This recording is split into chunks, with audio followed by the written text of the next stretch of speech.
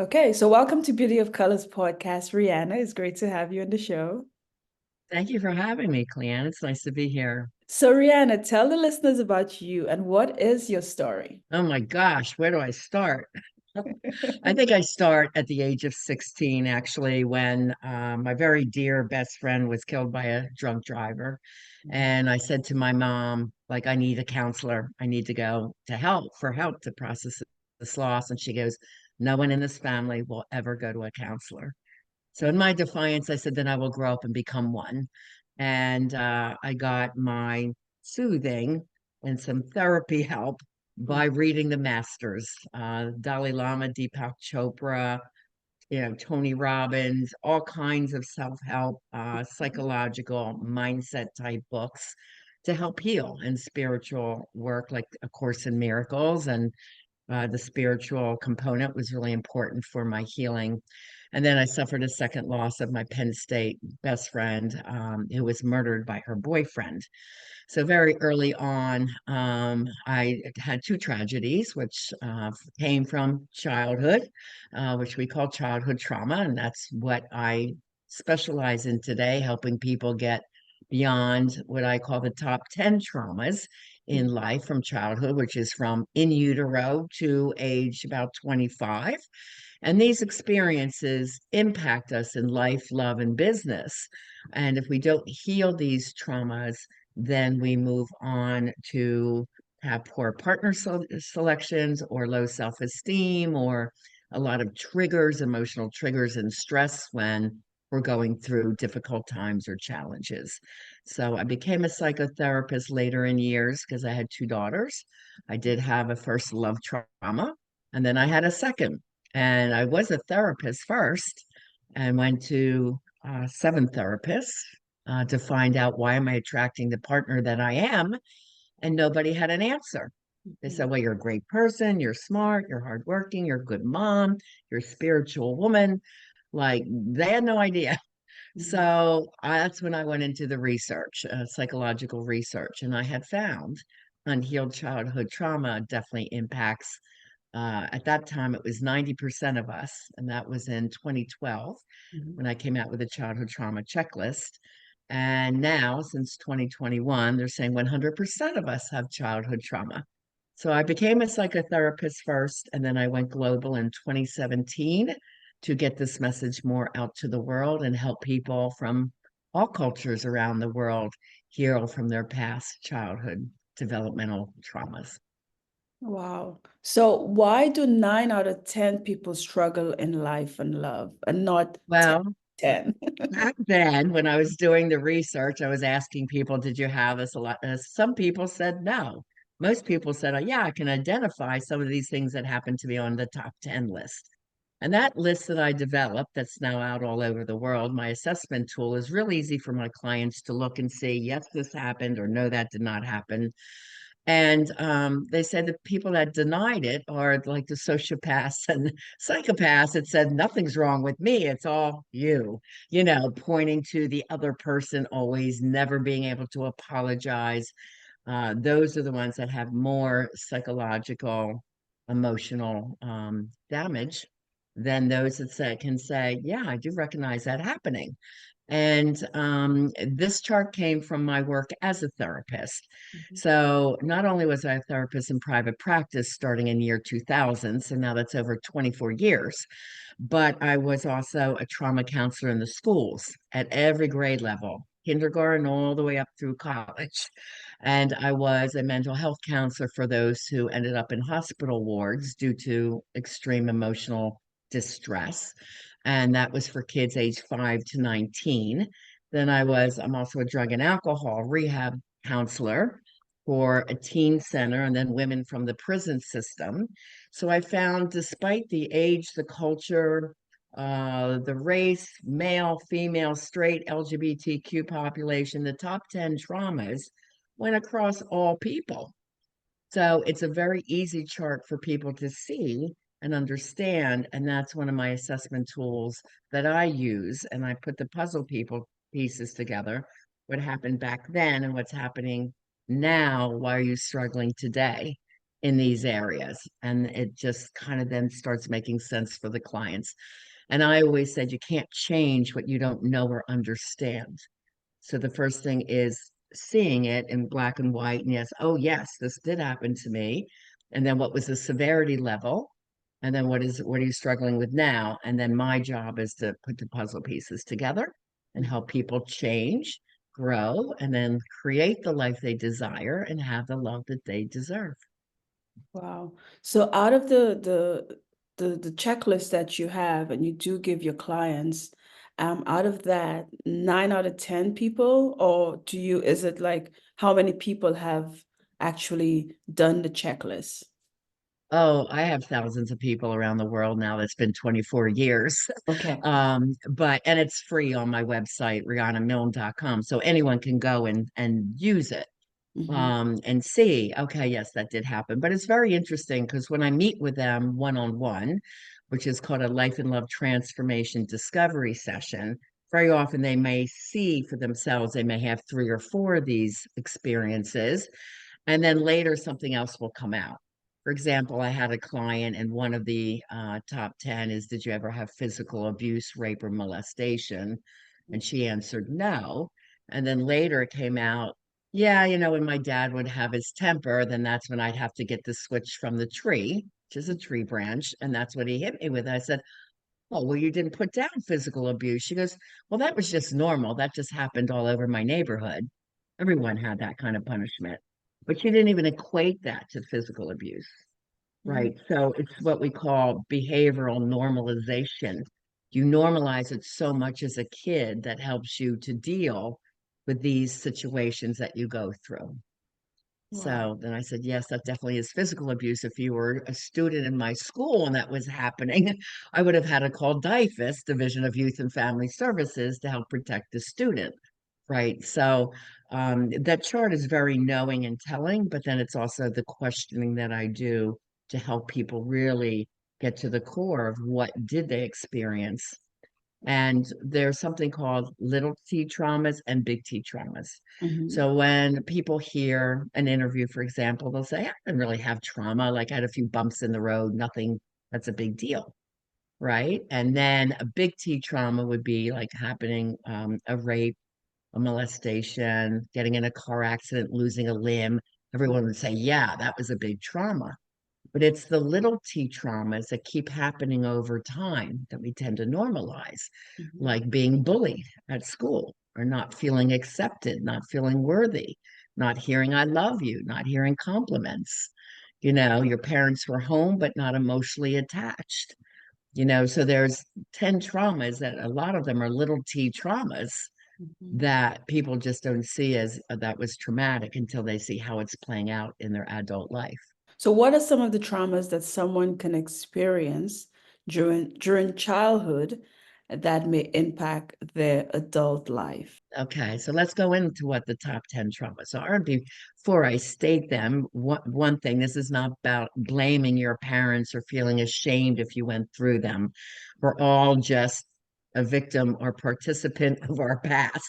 As Mhm. children, there was nothing we could do, right? So our little child minds finds way to accept it or normalize it or deal with it in certain ways. And also, childhood trauma goes through at least 3 generations. So if you had it, your parents had it, so did their parents, right? And then again, in 2021, it was due to testing and research, 100% of us have at least some of these traumas. So, it's just not if, but which ones, can you recognize from your past? So the first one was, is there any addiction in the home? So, of course, most people will think of drugs and alcohol, but there's other addictions like sex addiction. You knew your parent was a cheater, porn use, gambling, hoarding, spending, eating, Mhm. gaming, TV watching, workaholism. So, any of those addictions where that took precedence with your parents and you felt kind of slighted. Number 2 is verbal messaging. What kind of messaging did you hear in your household?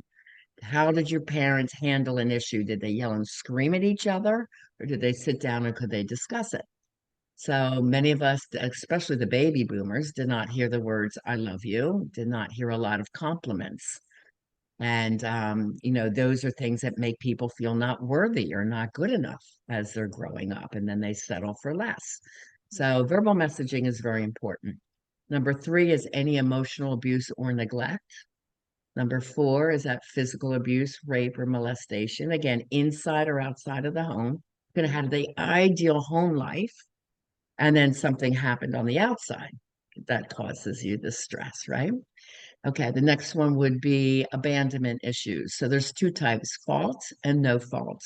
So a no fault abandonment would be if a parent happened to die early or if they go off to serve their country in war. Now, I was in an elementary school during the Iraq and Afghanistan war. We had a lot of kids all of a sudden identified as ADHD. And I said, no, they're handling the trauma of worrying if their mom or dads are coming home from this foreign country and seeing the news with all this killing and wondering, is my mom there? So when trauma is up in the body, cortisol is up and learning and memory is down. So I was like a woo-woo counselor and had my kids meditating in my office and had them on positive meditation modification charts and just talked to them about their feelings and concerns and validated those. So I was kind of like fighting the whole ADHD label when really there was just trauma in the home at that time. Okay, so then there's fault abandonment. So never meeting your child or having them in your life, being together and seeing your child, and then the partnership breaks up, and then you barely see your child. And that even can equate to if a parent is in the home, but they're not emotionally attached. So that would be somebody's working all day, come home and eat, and then they go back to their office again. And there's just very little interaction, no support at the schools, and so forth. The next one is trauma six. If you were adopted, part of the foster care system, and I had a lot of foster kids in the hospital setting, or if you had to go live in another person's home, even if that was grandma or aunts, but your parents couldn't take care of you. Trauma seven, most people can recognize that is any personal trauma. Maybe you grew up, you were a chubby child and teased for that, or skinny and gawky and called a nerd because you were smart, or the only African American student in an all Caucasian school. So you felt different or not good enough coming out as LGBTQ and your peers or family didn't accept you. So there's many reasons that people can identify personal trauma. Number eight is around siblings. So your sibling could have bullied you.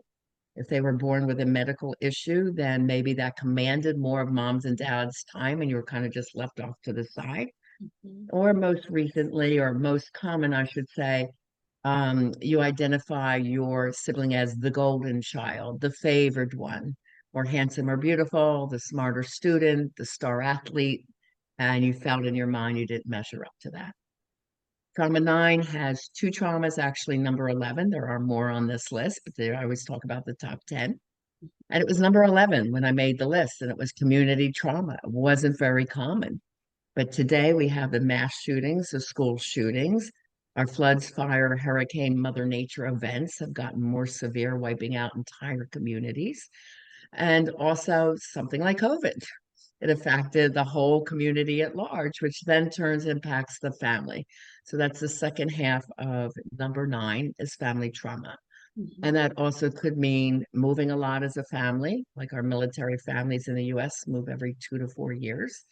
Um, losing your job due to COVID or economic struggles, or living in a dangerous neighborhood and you never felt safe growing up, or hearing lack messages. We don't have the money to pay the bills. We won't have heat for the winter. There's lack messages that make people so afraid around money, okay, and abundance. And then trauma 10 is if your mom or dad had any mental health issues.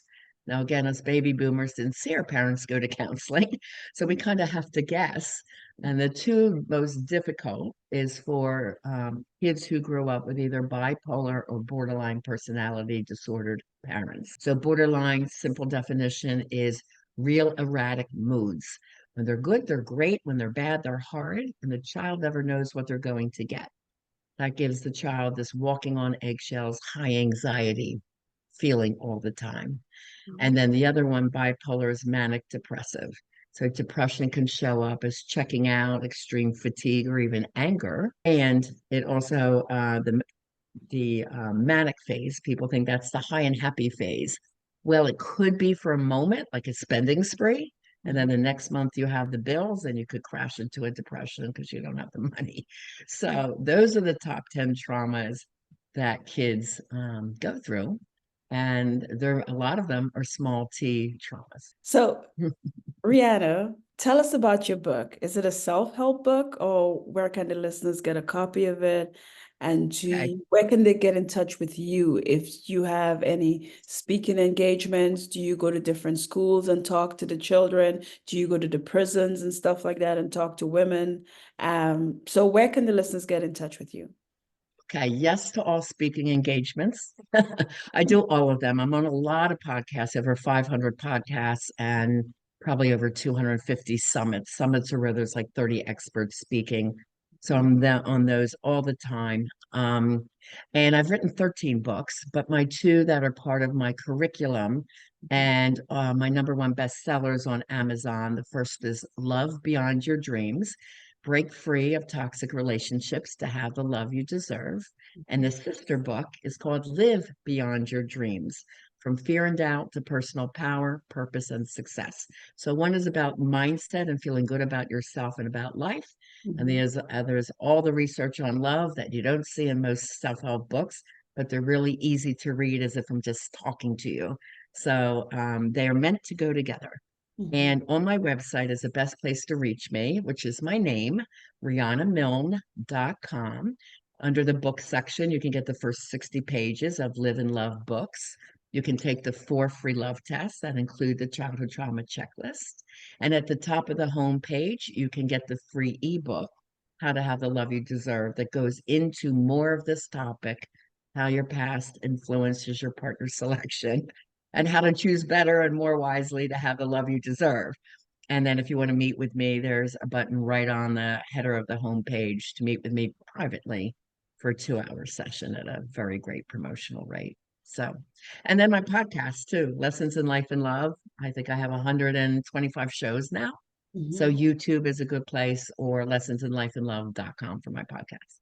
Okay. So what's your social media platforms? Is it Riana as well?